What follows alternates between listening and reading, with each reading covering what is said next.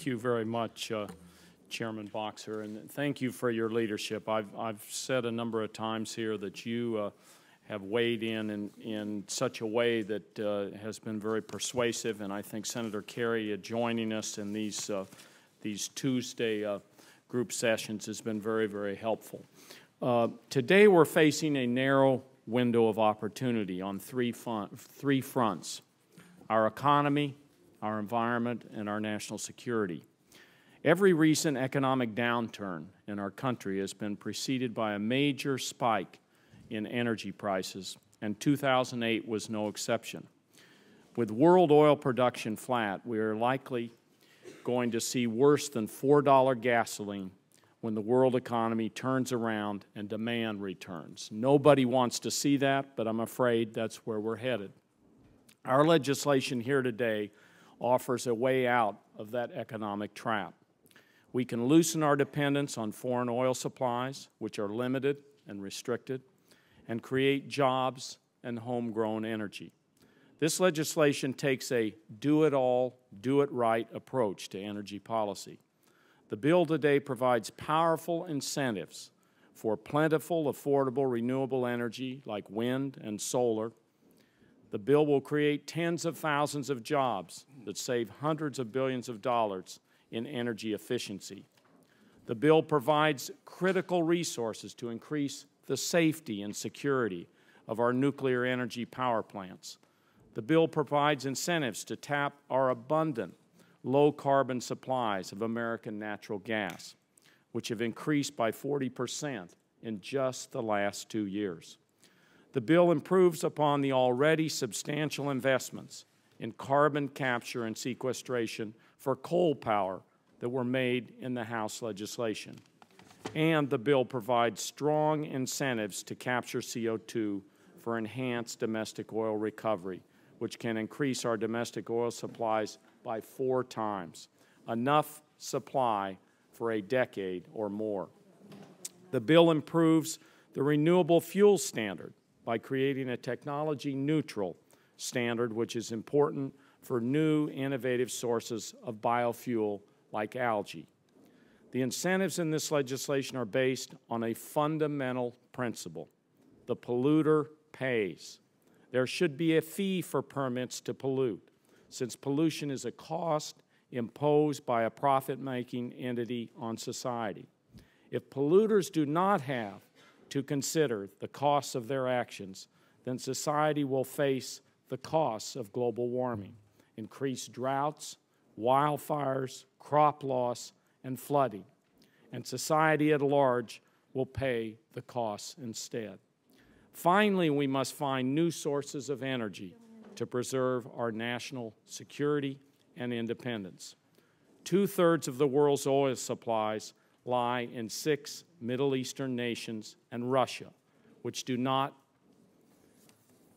operate based on market principles. Future presidents will find national security decisions much easier if we enact this legislation and move rapidly towards energy independence.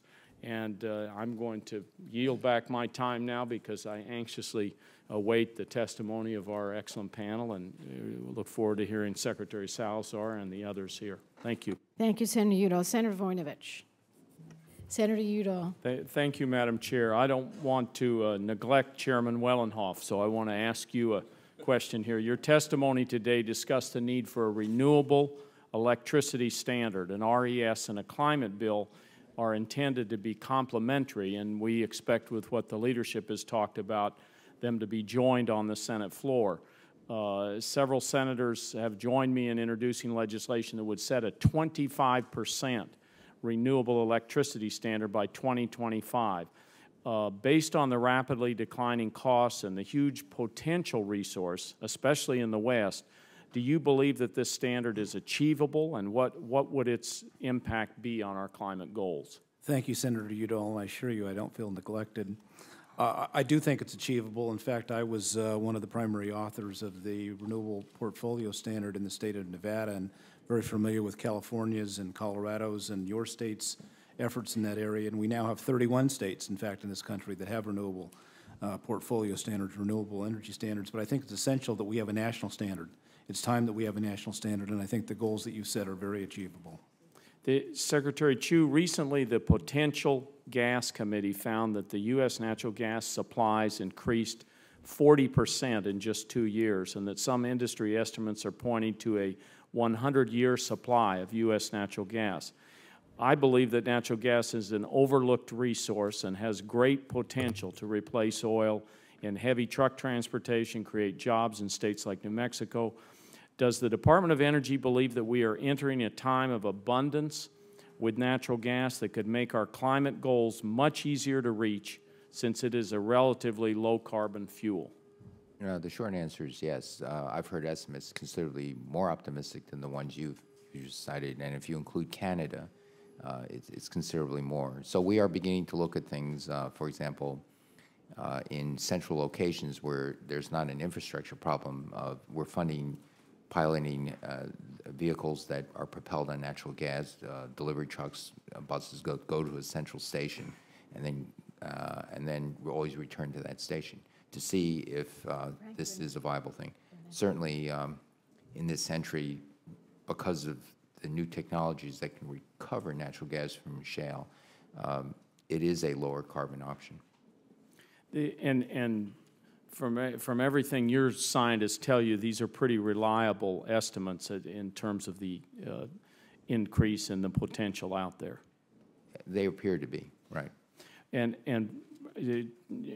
talking about renewable energy here, from your perspective on renewable energy, are the costs per kilowatt coming down for solar and wind, and should we expect that to continue under this legislation? And are the innovation benefits in this area reflected in traditional economic analyses of climate legislation, or is this an extra benefit that we should expect to see? Well, the costs of wind and solar are coming down. They're steadily coming down. There's Moore's Law, and it's looking very good. Right now, the cost of the solar module the retail cost has just gone down below $1 per watt. You know, a decade ago it was $8 a watt. So it's remarkable. The things that we have to do in terms of photovoltaic solar in particular is the balance of system cost has to be coming down at that same rate. You know, much cheaper inverters, much easier to install type of modules, things of that nature. But I am optimistic that solar and wind, they are continuing to come down. So, Secretary LaHood, you talked a little bit about railroads and bringing back the railroads. Is that an area where we could see significant savings in terms of energy efficiency and lower costs? Take a lot of cars off the road, take a lot of CO2 off the air. It's much cleaner burning transportation, whether it's light rail or whether it's passenger rail. We know that it's cleaner burning, and we know that when somebody gets on a train, they're out of their automobile, and the benefit of it will be enormous, and in terms of taking CO2 out of the air. And it's a big priority for your department. It's an $8 billion priority right now, and we hope with the help of all of you in the Senate and the House, we will continue to make it a priority. But it is President Obama's vision and Vice President Biden's vision. I want to give them the credit on this. Senator Sanders' question is very important. We haven't made the investments in America in passenger rail, but we're about to do it. Thank you very much. Thank you, Madam Chair.